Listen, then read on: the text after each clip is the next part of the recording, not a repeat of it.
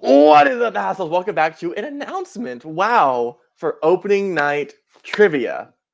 Today we'll be announcing, we'll be talking about our future of the singles tournament, as well as a few other things in our singles division, as well as a very, very fun announcement from our geek division.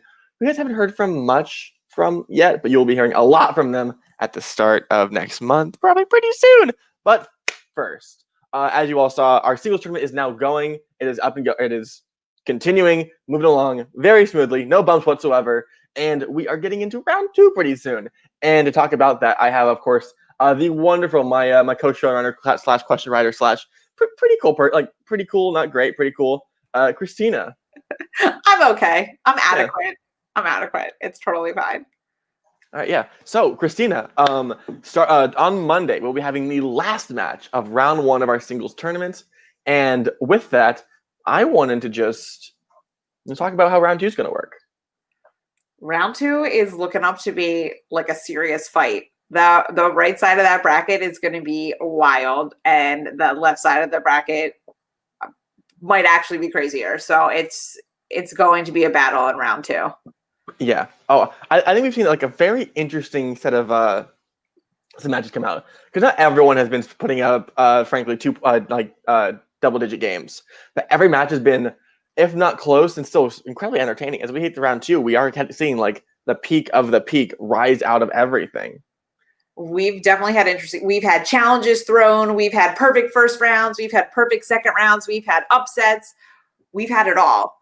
We've had the biggest upset of all time, which is going down in the history of our league. We've barely started.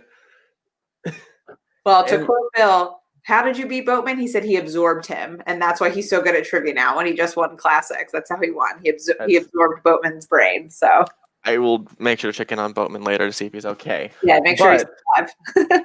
we do need to announce how round two is going to work, and round two is going to be the same as everything. Basically, we're just telling you who's playing and when. Isn't that a concept? Up first, we have Anthony Tisdall versus, I just mentioned, Bill Carriola, which I think is a pretty interesting matchup. Bill looks like the favorite here, frankly, because he just beat Caleb Bowman, who's one of the greatest players of all time. Beating him is a massive, massive upset. TKOing him at the same time, that's really impressive. Yes. Still, though, Anthony won his match on a KO, and he played round two pretty lights out as well, much like Bill. He knew all of his questions. He knew all of Antonio's questions. So, on paper, while the scores may be different, the results speak very similarly. Yeah, this one, the two of them, when they were, because obviously I live with Anthony, the problem here was picking the round two movie, because they pretty much like the same stuff. So I know a lot of players try to go strategy of, I'm going to pick something that might be harder for you to watch and you might not enjoy it, so you're not going to study it as much. But they have very similar tastes. I think general movie trivia, they're pretty on par. Bill might have the edge a little bit there. So I think this one will definitely, you have to play lights out round two, because I think at this point we've seen people not even get to round three. So I don't even know if we can even count round three sometimes as to that's going to make or break the player. If you need a strong round one, and you got to play lights out round two if you want to win. Yeah, exactly. So, and that match will be dropping on September 7th. So it's been out for that. After that one, we have Jake Meltzer versus Peggy Gubbins. Peggy, again, the other half of the wild upsets we've had coming into this tournament this year. And Jake Meltzer, who in his first introduction to ranked play, got a TKO over Amaru Moses.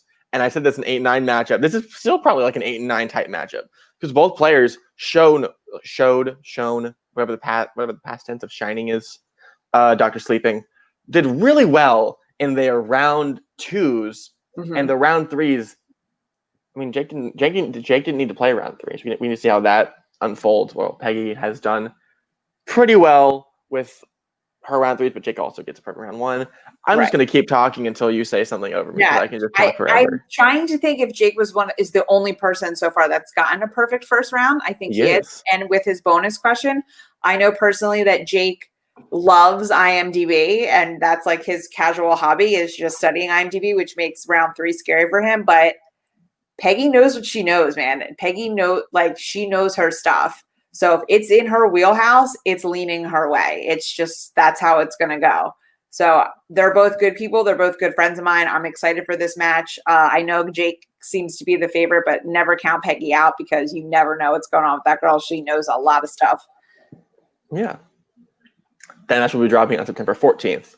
On the 21st is the only match that is not confirmed. We have Caleb Coho versus the winner of I gotta find Castle. the winner of Douglas Castle and Josh Mabry, who is not in the chat. So, but I am very much looking forward to that match coming out. I will say nothing more than that. But Coho is he's the angry person here. He is the person who has his sights locked on everybody possible in this entire tournament. He will not stop until he got to the final because he said in every match leading up to this point that it'll be him versus Boatman in the finals. Boatman cannot be in the finals now. Right. So will that change Coho's arc? Will he suddenly not be as passionate to win? Or is he just going to take it all without Boatman stopping him? I don't know, because if Coho beats this opponent, he's got pretty much a Titan coming after him after that, which we will get to. But, Coho didn't play his best. And I think Coho needs to, I don't know if it was just an off day, wasn't super prepped, but Garth was holding on there for a while, only lost by 1 point. So, and as we saw on the right side of the bracket, anything can happen. Anybody's beatable. So, I mean, that could have been our third upset of the tournament. So I think if Coho prepares, I think he has a good shot. But, my boy Doug knows his stuff. And Josh seems to know his stuff. Josh, my boy, knows his stuff. I got you. Yeah. I got you there. So it's like, I don't know. That could really go either way. Yeah. And the final match of round 2, we have Cameron Holtzman versus Aaron Clausen. Aaron Clausen, who is my actual friend. You saw him play off against Joe Harrison. I think that was last week, if my memory serves me correct, or this week, whatever time's the construct. Versus Cameron Holtzman, who had a dominant presence in his match, playing a perfect round 2, both in his questions and his opponent's questions, all of which seemed to not faze him whatsoever. Yeah, I would not want to play Cameron at all. Cameron strikes me as somebody that comes very prepared, and that would scare the poop out of me. So I would not want to play him because he seems like he's a lights out round 2. Yeah. So if you're playing him, Aaron, you better study. You better pay attention to what your movie is. And Coho, Castle, or Mayberry, whoever has to play him, get ready because I think Holtzman is. I think he might be taking the left side of this bracket. Run as fast as you can. You can't catch him. He's the Canadian man. Yeah, so round 2 is taking up all of September. So the 7th, 14th, 21st, and 28th is all of round 2. We got a month of round 2s, and that's pretty much all that we have. That's not all we have. We have more going after that. But I do want to make a semi-formal announcement that our tournament isn't running till the end of the year. We have a lot of time after that to book people, which means there is a good chance that you, loyal viewer who I'm hopefully staring at the eyes right now, right there, hello, you could debut later this season. Now, the way that works is I will probably put out a post and ask people who wants to play. I'm not sure when I will do it, but I will make that post, as well as a few other people have already voiced interest in me, and those people have matches possibly lined up. I will reach out to all of you who me and Christina me and Christina have possibly booked a lot of you for matches. I will reach out to you confirming that. If not, I will be making a post asking you if you would like to play for this season, if not next season. If that's okay, going to book you. So keep an eye out for that announcement or that DM. Who knows? Yeah, we're just sliding into everybody's DMs. Yeah. And before we throw it over to our wonderful geek showrunners, Christian, do you have any final words for the people before you, hang out with your New Jersey friends because you're cooler than us? Yeah, so my New Jersey friends are so cool. Anyway, shout out Doug and Bar, you're in the chat. What up? No, I'm ready. Round 2, round 1 was wild. So round 2 is just going to be, I can't wait. I'm excited. So have fun because I won't be at the next match because #collusion, but so have fun without me, but it's going to be great. And I'm excited for it all. All right. Thank you for being with us, Christina.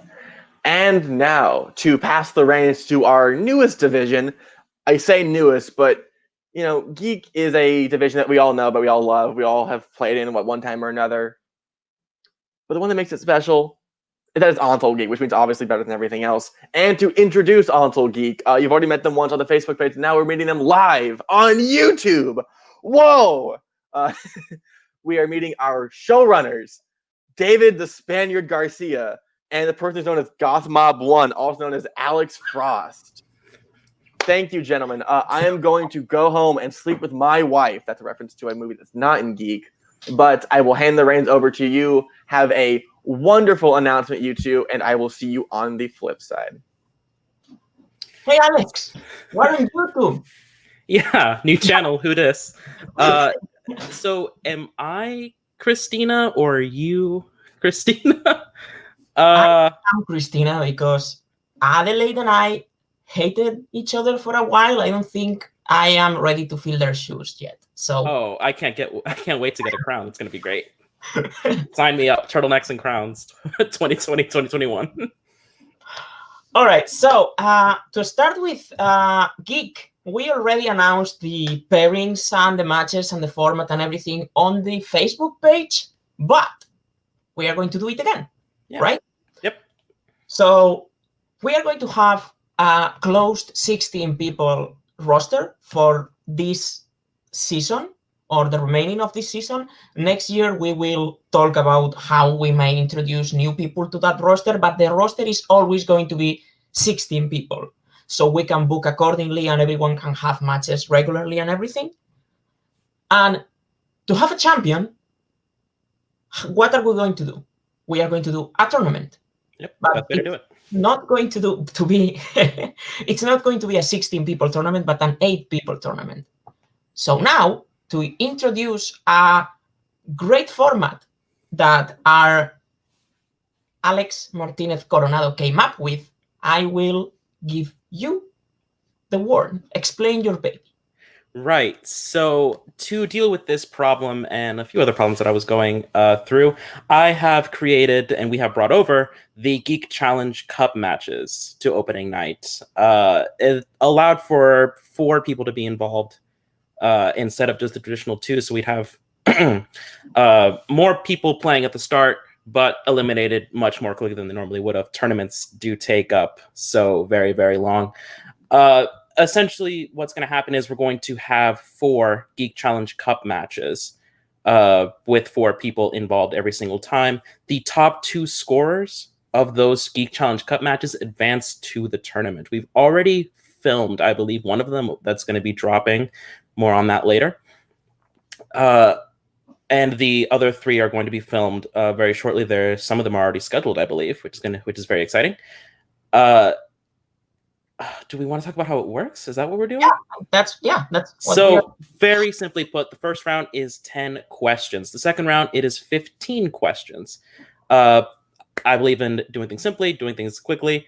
The first round, 10 questions, regular standard first round rules. But what I thought was very interesting about Geek Challenge Cup matches is that the second round is exclusively a betting round. It's my favorite round in the Schmoedown, I think you'll find. And it really tests people's confidence in the certain categories that I give them. Yes, Nico, you are in one of those Geek Challenge Cup matches. It tests your confidence in a way that most other ways don't. In the second round, you will be given just a category. I'll say Marvel movies. I will give you then a few seconds to write down your bet between 0 and 5. You do have to have the points in order to bet them from round 1. And then, well, I ask you the question. If you get it right, well, then you get the points that you bet. If you get it wrong, you lose the amount of points that you bet. And, well, it only gets more interesting from there. It's a way that I thought of bringing an element of gamesmanship back into play, which is just traditionally answering questions. Now, with the point values being what they are, it really does introduce a level of intrigue that I thought games were missing before. Yeah, so I guess I am going to be saying the ways to win the Geek Challenge Cups are 3. And those 3 are not the same value for qualifying or seeding in the tournament. Right. The first and the way to win that will give you a better chance to be the top seed of the tournament will be the domination win. How do you do that? You get to 21 points. You will, if you are the first person to get to 21 points, you win by domination. And if 2 people get to 21 points in the same question, then the one that has more points, like 23/22 is going to get the win by domination. If two people get to exactly 21 in the same question, then we will go to a tiebreaker. And that tiebreaker is something that we are very excited to see because it's death by mixed bag. We are going to have a sudden death whiteboard round, but only mixed bag questions. We released the mixed bag list of 50 movies in the Facebook page. You can check it out. The second way to win, and the one that's in the middle due to seeding, is the knockout. I can't pronounce that thing. KO win. If you are the only person with points after a question is answered and your opponents have 0 points, you win by knockout. And there is no point of tie breaking in that. Yep. And the third way to win is win by decision, was it? Yes. That's basically when the 15 questions of the second round are asked, the person with more points wins. Again, sudden death and everything if there is a tie. Also, if you get to 0 points and 2 or more people have points, you are not out of the match yet. You can buy your way in by answering a question right, and you will get 1 point to keep playing. Alex? Yes, those are the ways of winning. The top priority of points will go to domination, knockout, and decision wins in that order. Any ties in that, however unlikely, any ties will be broken up by points scored and accuracy. Yep. As a way to determine seedings. The first few people have already qualified, and I think I can speak for anybody that knows them when I say that they are 2 incredibly dangerous players.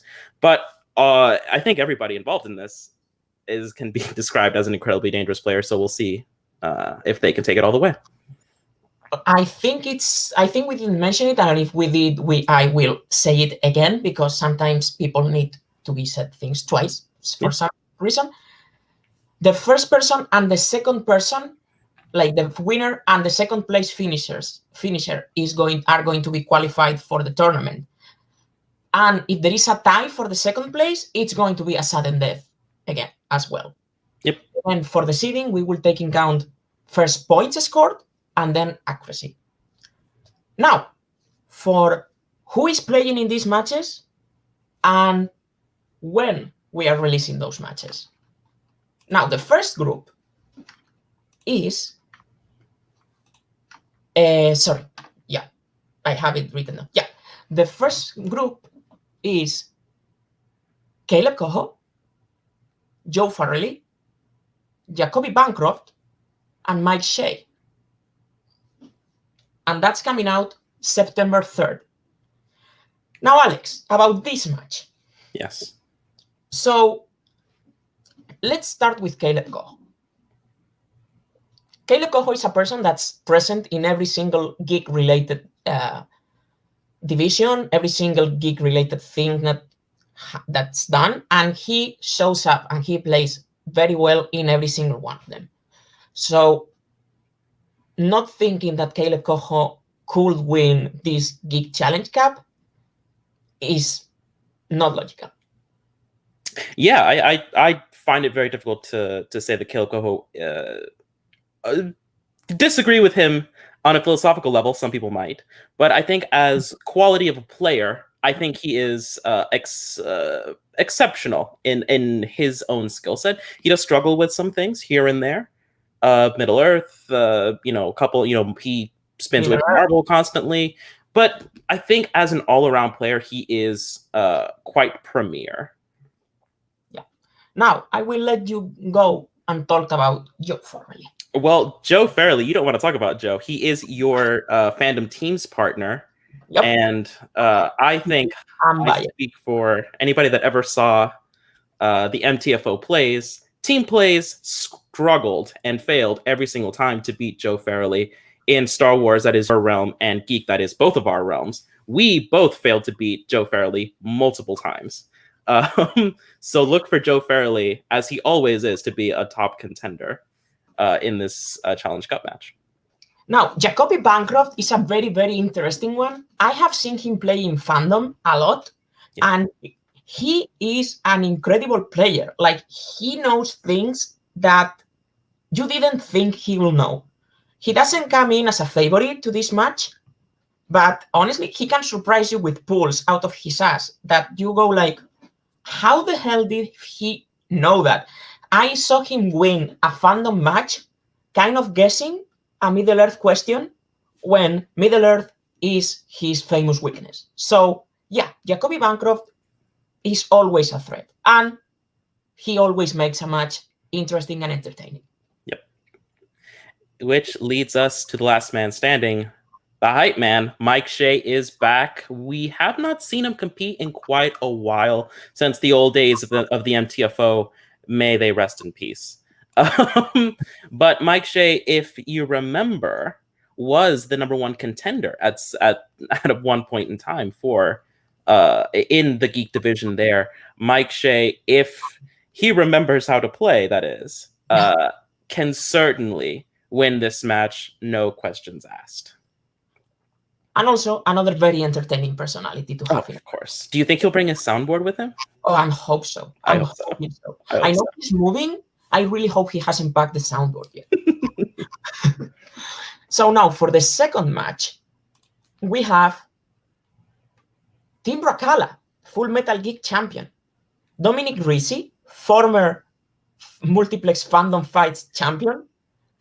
Albert Wiradharma, MVP from World War Geek. And Amaru Moses, a person who a lot of people like. Yeah. Yeah. Way to really short sell Amaru there. Okay, and Amaru is my bitter rival in the fan list. Is that right? I know we've played it up that I'm your bitter rival. It's not. It's factually inaccurate. No. Amaru Moses, famously your rival. Another well-traveled. We are not really bitter. So no, yeah. I'm your bitter rival. He's your he's the Gary to your Ash, I think, is one way we described it. But a very wide-skilled competitor. I know when I did some scouting on him for you, I said that, hey, some of these categories are going to be very close. Look for a lot of big pulls from Wizarding World, Middle-earth. I think those are real big strengths for him, and I think that could pose some difficulty with some of these other players. Well, I mean, he beat me in a Wizarding World match, so that's true.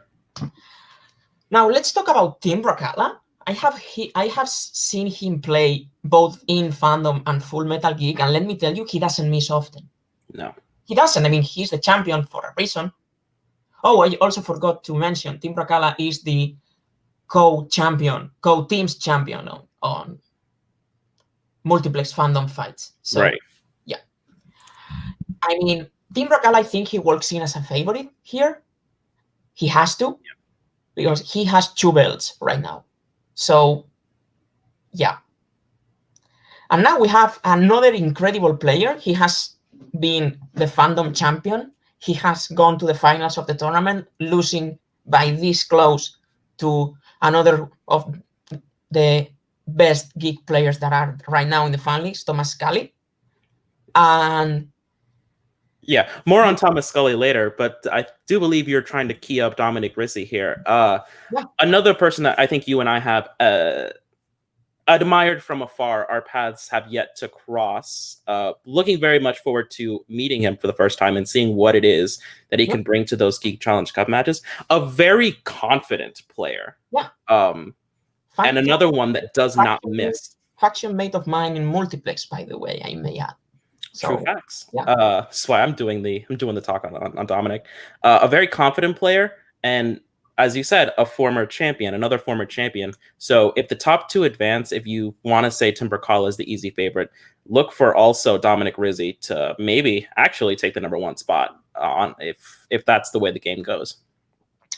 And now the last one, because we already talked about Amaru, is Albert Wiradharma. So Albert is a very, very interesting player. He has, I don't think people give him the credit he deserves, but he showed in World War Geek that the format of question after question after question after question really suits him. If he plays how he played in World War Geek, he can win this match. he can do it. I'm not so sure. I think he has a good shot of maybe getting to the number 2 spot.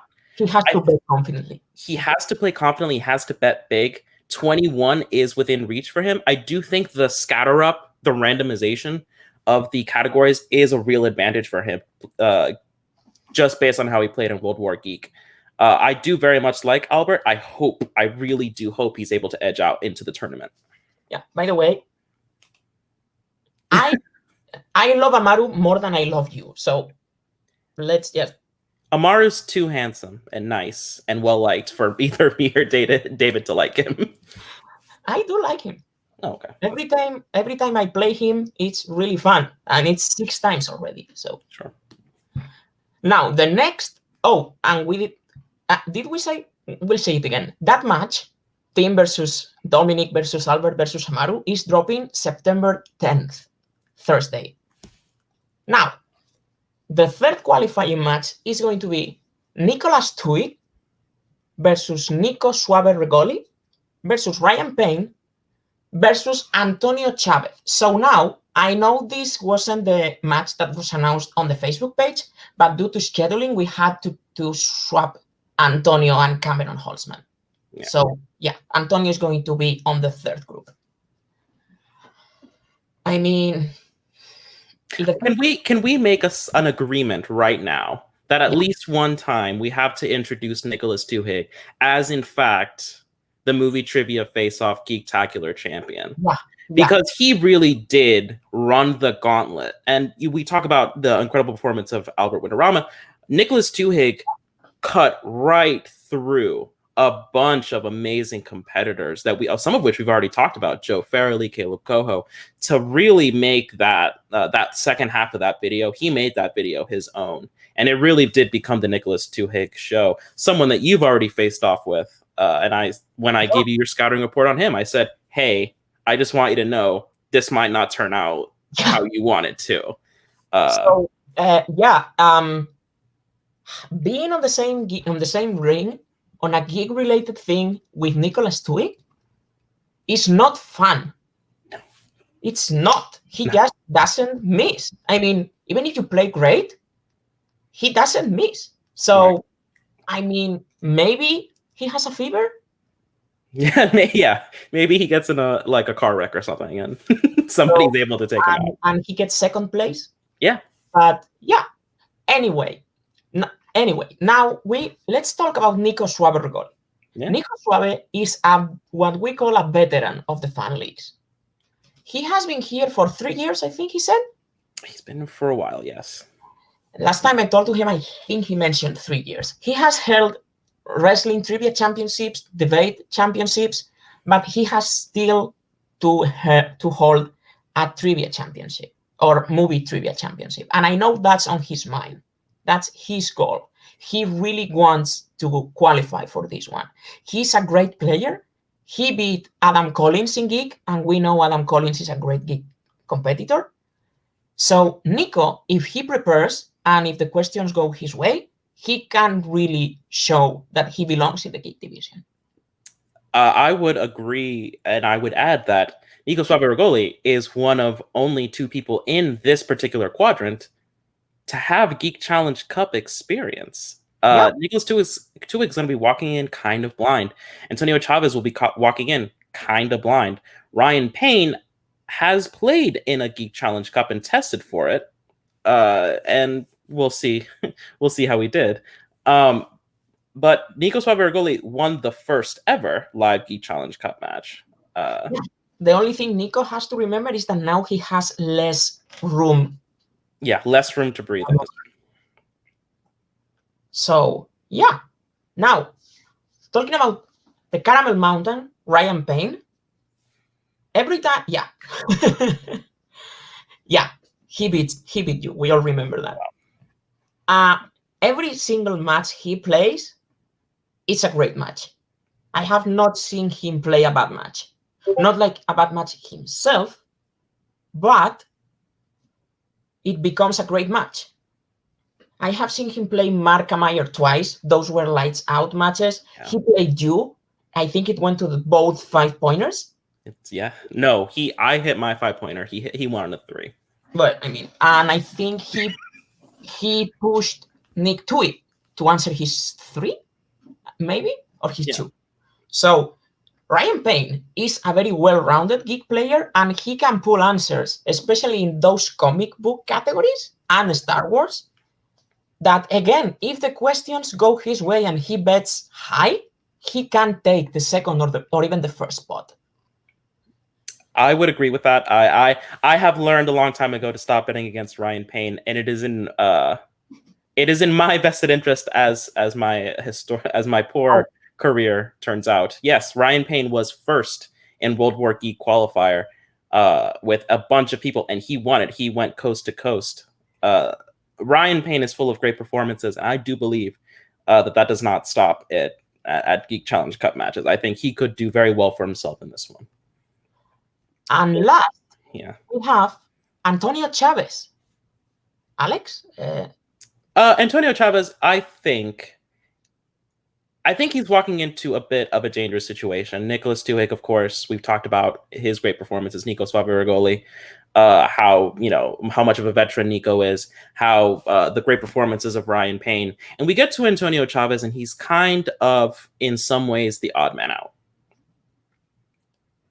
But I think that there is some virtue in that. I think if Antonio Chavez shows up prepared, shows up interested, shows up motivated, and he bets big like no one's ever bet before, and he's able to get questions he likes, I think Antonio Chavez could actually surprise a few people. I don't know if he qualifies. I'm just going to say it. I don't know if he qualifies. This is a heavy stacked field. But if he does, tell me he doesn't at least have a shot. What if he certainly likes Star Wars, a lot of the comic book movies he's fairly adept in. If it gets to be that kind of field where he just bets big on MCU, DCEU, whatever it happens to be, why not? Yeah. I can't say that he can't win. And honestly, Antonio has a very good base knowledge. Maybe he struggles with the more deep cuts, and knowing you are right in those matches, I mean, but yeah, he has a great base knowledge. So yeah, he could really win it. Yeah. This match, or do well in the match. So this match is dropping September 17th. And now for the last match, we have on September 24th, we have a person we already talked about, Thomas Scully versus Jay Burns versus Nazario Montenegro versus Cameron Holtzman. Again, Cameron Holtzman was on the third group, but he had to be moved because of scheduling. Now, let's talk about Thomas Scully. What is there to say about Thomas Scully? I believe he is the current fandom. Yeah, the current fandom champion. Yeah, he won the Full Metal tournament last year. Yeah, and I think he was the one that got the better performance in Full Metal Geek against Robert Parker. That's right. Thomas Scully, and for a long time was #1 contender in the movie trivia face-off. Thomas Scully, I think, is one of the smarter, I think overall one of the most well-rounded competitors that are in this particular, this grouping. And I can't say that he's not one of the obvious favorites to win the whole thing. He does have to get through, he has to get through this incredible field, and that involves the Scrooge McDuck, happy birthday, the Scrooge McDuck of Challenge Cup matches. He does have to get through Jay Burns. Yeah, Jay Burns has a lot of experience in this format. Like, a lot of experience in this format. I think maybe not counting me now, he has tested the most matches in this format. And he has an incredible Geek base knowledge. Again, he faced Robert Parker for the title in Full Metal Geek. So, saying that he lost to Robert Parker in Geek is like... Largely meaningless. Yeah, many people have done that. And that leads us into Nazario Montenegro, another dark horse, Maybe. wild card. So Nazario Montenegro is a very interesting player because he has weaknesses in Geek. We all know that, but he pulls things like Speed of Destiny that nobody expects. I have seen him play great matches and take down great competitors in Geek like Nico Suave-Regoli and Caleb Coho. So It's true. if the questions go his way, he knows when not to bet, and he bets a lot when he gets the right categories. He could take the second place. Yep. I don't see that. That's out of the realms of possibility. And that leads us, what a fitting place to end with Cameron Holtzman, the newcomer to this group. Talk about confidence. This guy has it. Another one like his frequent teammate, Caleb Coho. You can disagree with him all you want. It's completely fine. But knowledge for knowledge, I don't see him not doing at least well. I mean, he's pulled stuff that I couldn't imagine pulling. And does he have weaknesses? Yes. But he also has strengths. And knowing when to bet, and more importantly, when not to bet, I think that could really pull things in his favor. He's got a weird knowledge base, but if you know me, all I write is questions that are weird. So, I mean, I can't imagine a world where Cameron Holtzman isn't at least putting up a fight. Yeah, exactly. And as we said, this match is dropping September 24th. And after that, after all the matches have been played and released, we will announce the seeding and everything, how everything has been worked, and the tournament. So I think that's everything from our part, from the Geek Division. We really hope you enjoy it. September 3rd. So this Thursday we start with a great match. I am not going to say anything, but that match is, great. Yeah, that one. Okay. I think our backstage guy has epilepsy or something. So, Alex, final thoughts or anything else you want to say before we wrap things up? I am really excited. Having never gotten to really run anything before, this has been like a really fun, interesting beast to try and take apart and put back together in the most interesting way possible. And I think this is going to be really fun. Yeah, of course. I mean, when I got the offer, I said that, you know what? And there is a guy I want to work with, is Alex, because he will probably complain, but he will work. So kicking and screaming, you brought me, but here I am. So thank you very much, guys, for being there, for listening to us. We really hope you enjoy the matches. And I don't know if Adeline wants to jump in to do the goodbye. If they don't, I will just close this thing. So Adeline, if you want to jump in. Sorry, I got dressed down because it's very hot in California. Commit to the bit, Adelaide. I was, but I'm hot. It's 2:45. It's hot, and I'm gonna go. I don't know. Do whatever. Thank you. Actually, I'm just gonna do this because I can do it now. Thank you guys so much for making this wonderful announcement for the future of opening night trivia, both for our singles division and for our geek division. Everyone in live chat, thank you so much for being here, and I look forward to all of you competing eventually in opening night trivia. So for myself, for Christina, who could not be here, for Alex, for fuck you, David, and for me, Adelaide, hello. Thank you so much for being here for our announcement. I hope you love and can't wait for the rest of our content we put out for the rest of the year. Stay inside, stay safe, wash your hands, wash your face. And you know what, guys? I know attendance in theaters, it's tempting, but remember, you have to be safe. Don't fucking die for Christopher Nolan. That's a bad decision. Denis Villeneuve, maybe we'll talk about that in November for Dune. But fuck Christopher Nolan. You can survive. See the flip side.